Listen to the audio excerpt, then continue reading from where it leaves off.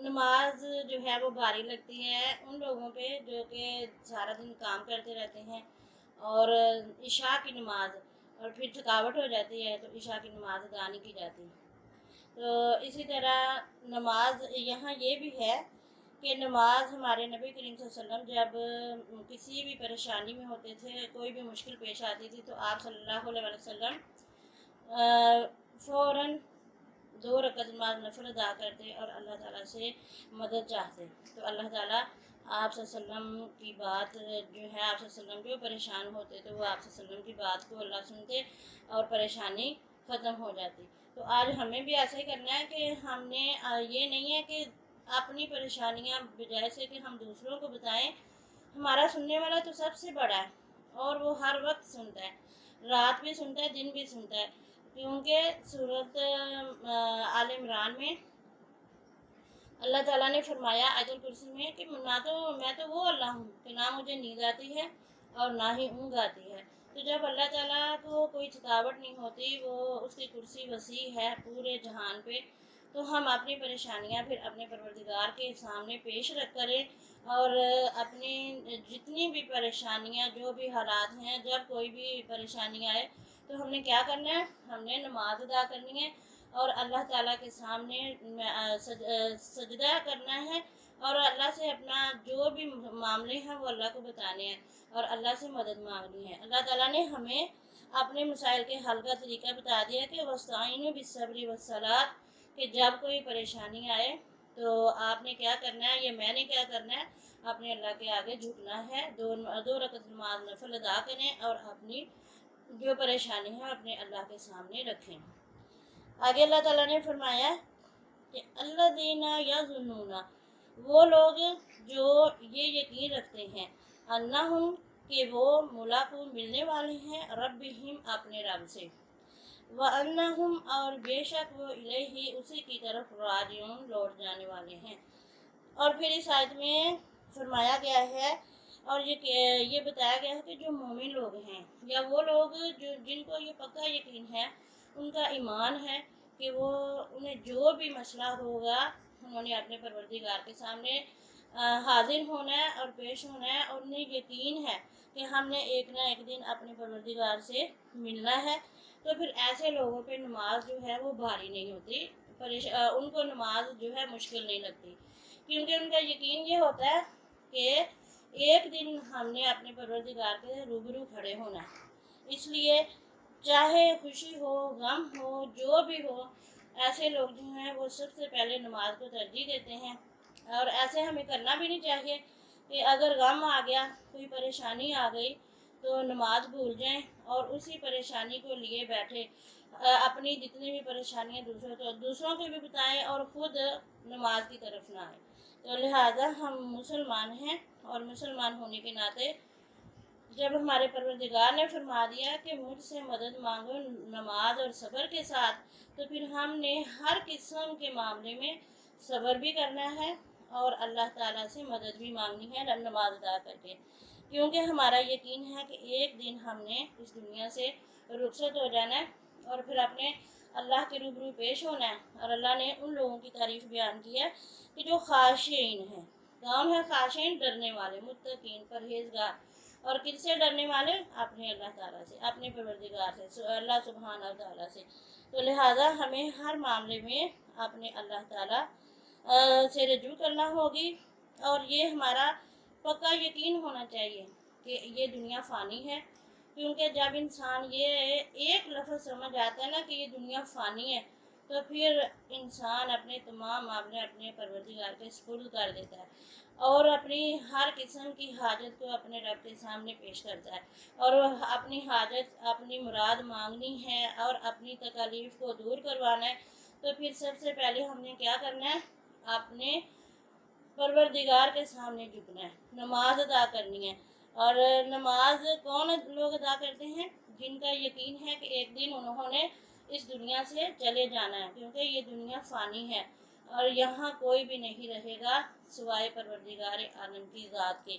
लिहाजा हमें हर वक्त मौत को अपने सामने देखना चाहिए और इस तरह अपनी तैयारी में लगे रहना चाहिए کہ جیسے ہمارے گھر کسی مہمان نے آنا ہے تو ہم نے اپنے گھر کو سنوارنا ہے اور ہم نے اتنا اچھے طریقے سے اپنے اس مہمان کی خدمت کرنی ہے کہ وہ ہم سے خوش ہو جائے۔ تو اسی طرح ہم نے اپنی جو آخرت ہے، اپنی جو آنے والی زندگی ہے، مرنے کے بعد کی زندگی، اس کی فکر کرنی ہے، نماز ادا کرنی ہے اور یہ بات ذہن میں رکھنی ہے کہ ہم تو یہاں عارضی ہیں۔ جیسے ایک مہمان کسی کے گھر آتا ہے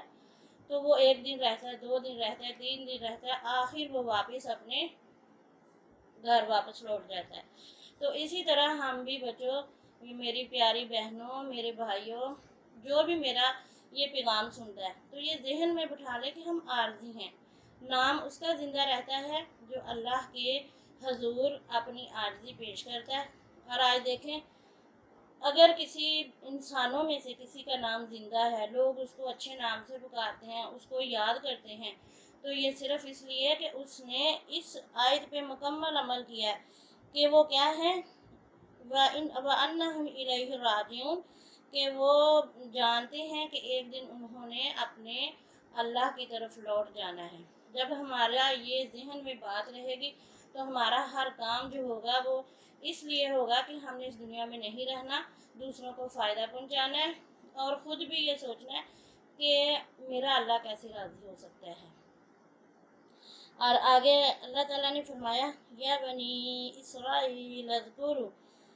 اے اولاد بنی اسرائیل، یعنی اے اولاد یعقوب،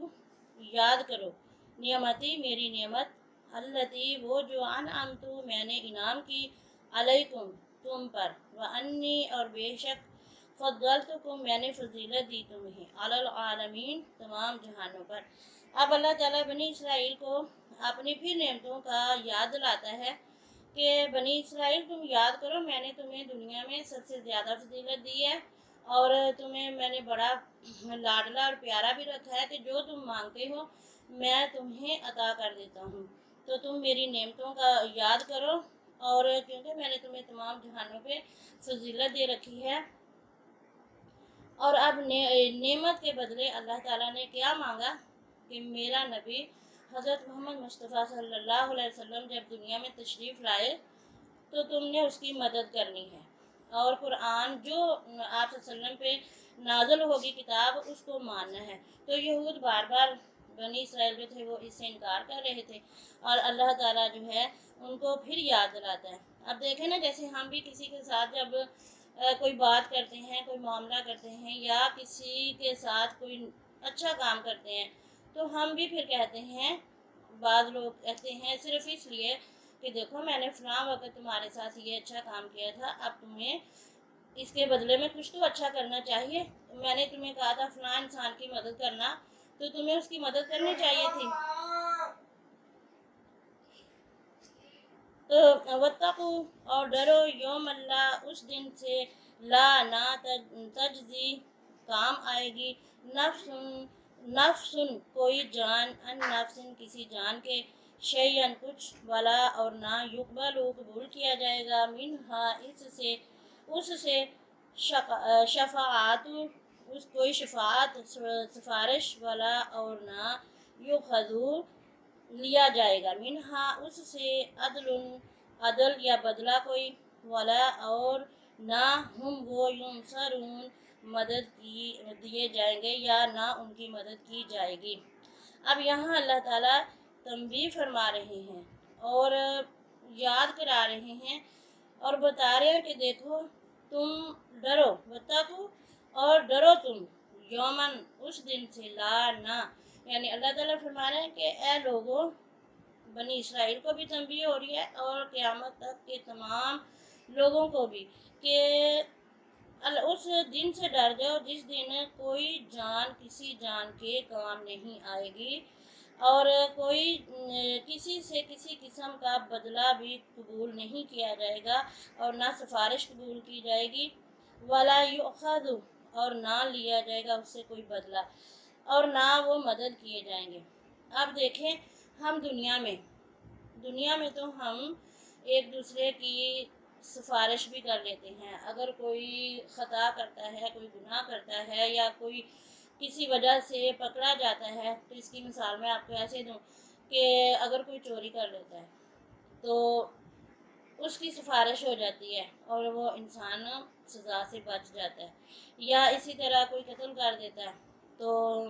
عدالتوں میں جب کیس جاتے ہیں تو سچی یا جھوٹی گواہیاں دے کے دوسروں کو بچا لیا جاتا ہے۔ اور اللہ تعالیٰ فرما رہا ہے کہ جب تم نے میرے سامنے آنا ہے اس دن سے ڈرو۔ وہ دن کون سا ہے؟ قیامت کا دن، کہ اس دن نہ تو کسی جان نے کسی کا بدلہ دینا ہے اور نہ ہی کسی نے سفارش کرنی ہے۔ یہاں تک آ گیا کہ لا وزر اخرى، کسی نے کسی کا بوجھ نہیں اٹھانا۔ یہاں تک فرمایا آپ صلی اللہ علیہ وسلم نے، اور قرآن پاک میں بھی ہے کہ بیٹا باپ کا بوجھ نہیں اٹھائے گا اور باپ بیٹے کا بوجھ نہیں اٹھائے گا، اور بیٹی ماں سے بھاگے گی اور ماں بیٹی سے بھاگے گی۔ کیوں؟ کہ کہیں اس کی نیکیاں اسے نہ مل جائیں اور اس کو سزا نہ ہو جائے یا اسے جہنم میں نہ گرا دیا جائے، ڈال دیا جائے، اور کسی قسم کا بدلہ جو ہے قبول نہیں کیا جائے گا، سفارش قبول نہیں کی جائے گی۔ اس لیے ہمیں چاہیے کہ اس دن کے آنے سے پہلے پہلے ہم اللہ کے حضور توبہ کریں اور اللہ کے حضور اپنی کوتاہیوں سے معافی کی درخواست کرتے رہیں، نماز ادا کرتے رہیں اور نیکی کی طرف بڑھیں، نیکی کے کام کرنے کی طرف بڑھیں، کیونکہ اللہ تعالیٰ نے ہمیں خیر امت ان کا لقب دیا ہے۔ تو خیر امت جو ہے وہ اسی طرح ہم بنیں گے نا کہ ہمارے رسول کریم صلی اللہ علیہ وسلم نے جو ہمیں پیغام دیا ہے تو ہم آپ صلی اللہ علیہ وسلم کی اطاعت کرتے ہوئے اپنی زندگی کو گزارنے کی کوشش کریں۔ اور دنیا میں تو ہم دنیاوی معاملے میں ایک دوسرے کی مدد کر سکتے ہیں، لیکن وہاں کون مدد کرے گا؟ وہاں کوئی نہیں ہے جو کہ ہماری مدد کرے سوائے ہمارے پروردگار کی رحمت کے اور پیارے رسول پاک صلی اللہ علیہ وسلم کی شفاعت کے۔ تو دنیا میں اللہ تعالیٰ نے قرآن پاک میں فرمایا کہ تم چاہے یہ جو زمینیں ہیں، 7 زمینیں، ان کا بھی یہ سونا چاندی ہو جائے، سونا بن جائے اور تم اسے یہ بدلے میں دے دو، تو میں پھر اے گناہ گارو، اے مشرکو، اے کافرو، اے ظالمو، میں پھر تمہاری جو ہے کوئی سفارش قبول نہیں کروں گا۔ تو یہ سارے معاملات دنیا میں ہی ہیں کہ ہم غلطی کوئی کرے تو اس کی قسم اٹھا کے اس کو معاف کروا لیتے ہیں۔ ہمیں تو اپنی جان کی فکر کرنی چاہیے، اور ہم دوسروں کی بلا وجہ گواہیاں دیتے پھرتے ہیں جس کا ہمیں خود معلوم نہیں کہ وہ انسان کیسا ہے اور کیسا نہیں۔ پہلے ہمیں اپنے آپ کو سوچنا ہے کہ کہیں میں غلط تو نہیں کر رہا، میں نے اس دنیا میں نہیں رہنا، میں یہاں سے جانے والا ہوں، تو صرف دنیاوی معاملات میں، محبت میں، پیار میں اور لحاظ میں آ کے کہیں اپنی عاقبت نہ خراب کر لیں۔ تو ان چیزوں کو ہم نے سوچنا ہے۔ اور جب نجیناکم، ہم نے نجات دی تمہیں، من سے آل فرعون سے، یسومونکم، وہ تمہیں دکھ دیتے تھے یا تکلیف پہنچاتے تھے، سوء العذاب، برا عذاب، یذبحون، وہ ذبح کر دیتے تھے یا قتل کر دیتے تھے، ابناکم، تمہارے بیٹوں کو، ویستحیون، اور وہ زندہ رکھتے تھے، نساءکم، تمہاری عورتوں کو، وفی ذالکم، اور اس میں بلاء، آزمائش تھی، من ربکم، تمہارے رب کی طرف سے، عظیم، بہت بڑی۔ اب اللہ تعالیٰ بنی اسرائیل کو یہ بات یاد کرا رہے ہیں کہ اے بنی اسرائیل، تمہیں وہ وقت یاد ہونا چاہیے کہ جب تمہیں اتنی بڑی آزمائش تھی اور اتنی بڑی تم پہ مصیبت تھی کہ تمہارے بیٹوں کو آل فرعون، یعنی فرعون جو بادشاہ تھا، تو بنی اسرائیل کے بیٹوں کو وہ قتل کروا دیتا تھا۔ قتل اس لیے کرواتا تھا، اس نے کہیں سے نجومیوں سے حساب لگوایا یا کچھ بھی، کہ اس کو بتا دیا گیا تھا کہ بنی اسرائیل کی اولاد میں سے ایک ایسا بچہ پیدا ہوگا جو تمہاری سلطنت کو ختم کر دے گا، تو وہ اپنے آپ کو رب کہلواتا تھا۔ اس نے اس بات کی وجہ سے بنی اسرائیل کے تمام جو بچے پیدا ہوتے تھے ان کو وہ قتل کروا دیتا تھا، اور جو لڑکیاں پیدا ہوتی تو انہیں زندہ رہنے دیتا۔ تو اللہ نے فرمایا کتنی بڑی آزمائش سے تم پہ، کتنی بڑی تکلیف سے تم گزر رہے تھے، تو میں نے تمہیں پھر آل فرعون سے کیا کیا؟ آل فرعون سے نجات دلائی اس تکلیف سے، اور تمہیں جو اتنی بڑی آزمائش تھی تمہارے پروردگار کی طرف سے، میں نے وہ یعنی اللہ پاک نے وہ دور کی تم سے۔